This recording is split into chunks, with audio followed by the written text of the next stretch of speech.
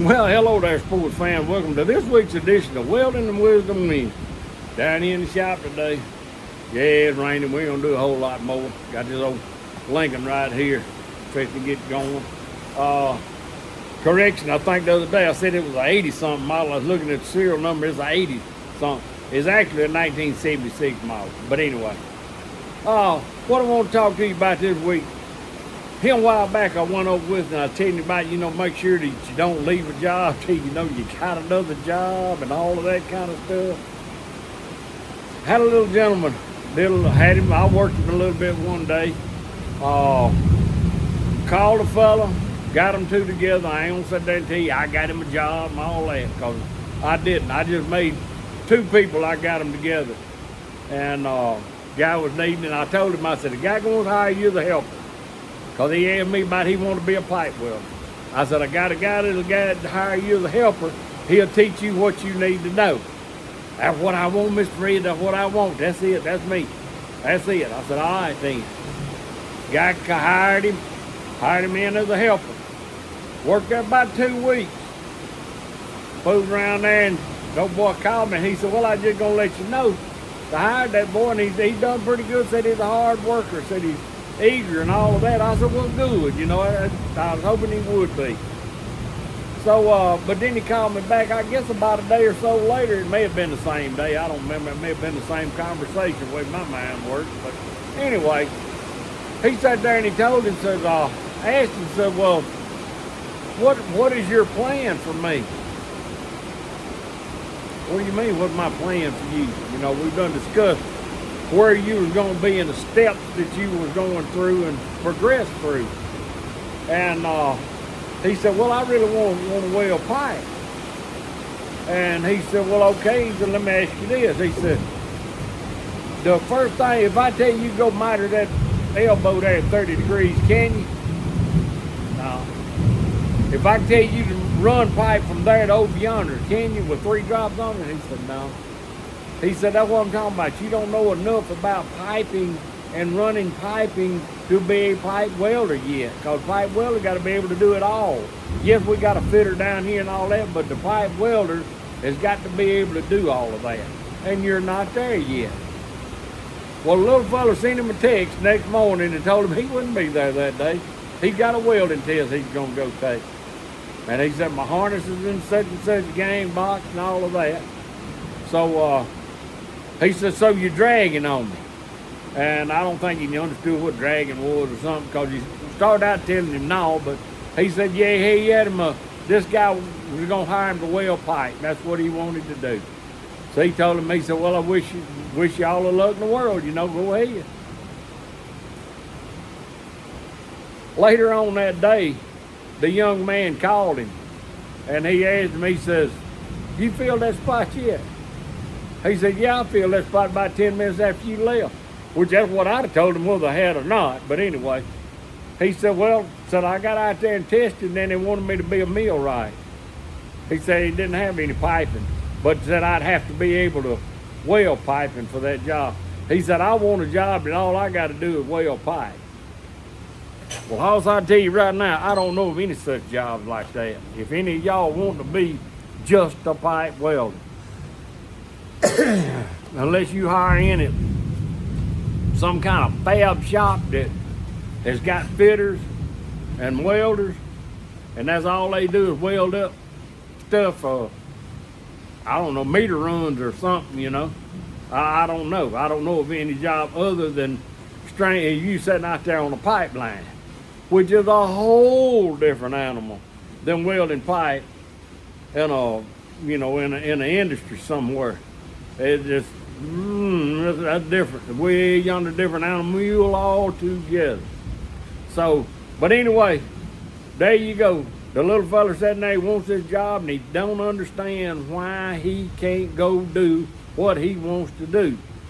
When you got to learn, there's steps and things that you got to get done. And y'all get mad at me or not, but I just believe that a lot of this has got to do with this entitled deal, Give him a participation trophy. Well, he been getting these participation trophies because he been showing up. He wants to participate on this. Hoss, you ain't there yet. And that's part of the problem I see with all this participation stuff and entitlement. You end up getting somewhere and you can't get to what you want to do, or you can't do what they give you something to do because you have not learned how to do it. There are steps to doing it. If you're going to get dressed in the morning, Lord knows, I hope you put your socks on before you put your shoes on. There is an order of way things are done. And you can't just wake up and haul off and say, I'm going to start being a pipe welder today, and walk on to a job and somebody's going to teach you how to weld pipe, and that's it. Ain't the way that works. It just ain't going to work, because today's industry, it's not that, I don't know the word to say it, but it's not that specific or whatever. The system isn't set up to where, okay, I need somebody to fit pipe, I need somebody to weld pipe and all of that. A person that can fit and weld is a whole lot more valuable to a company or an employer than they are somebody that can just weld. You only gonna bring one thing to the game: welding. Hand over here, he can fit, weld, hoe, pick, or plow. Who you gonna hire? You gonna hire somebody that can do everything, because one day the fitter is out or something, or whatever. He got a bad tooth or a migraine or something. The welder, he keep right on about his business. He can go over and we can get this in fit up and you can go on about your business. But anyway, what I'm saying, that's what done happened to that little feller now. Now he got a wife and 2 kids. Kids sitting there looking at the doorknobs hoping they biscuits so they can eat them. You know, what you gonna do? Gotta have a job. Gotta feed them babies. You know, I don't know. I wish him the well. You know, I wish him the best of luck. But that's what I'm telling y'all. You can't just haul off and decide this is what I'm gonna do and can't understand why you can't do what you want to do, because you haven't progressed to that level. You know, that's I don't know what else to say about it. You got to go through certain steps. You got to be knowledgeable enough for an employer to pay you money to be a pipe welder. I mean, you got to be able to pipe weld, you got to be able to fit, you got to be able to figure up your piping, make your runs, and all of that. Even if you're on the pipeline, you end up on tie-in crew, what you got to do? You got to figure out how to lay that angle out and get that thing down there and get it run down there and hook to that other pipe, because you're on the tie-in crew. If you just back there on the firing line sitting there burning rods, that's one thing. But while them hands is up yonder making them tie-ins, you dragging your stuff to the house to hoping you can find you another job somewhere. They still on job drawing a paycheck.